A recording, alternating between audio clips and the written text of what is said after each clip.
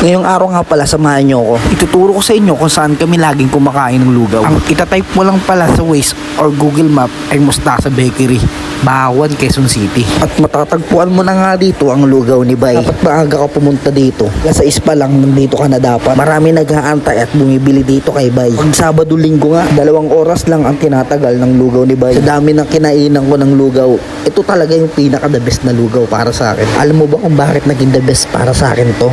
Pumunta ka na lang dito para tikman to. Ito yung lugawan laging dinudumog dito sa may Masombo. Halos araw-araw nga kami kumakain dito ng lugaw ni Bay. Yung binabalik-balikan talaga dito, yung bawang na sunog at yung chili oil nila dito. Napakasolid yan, guys.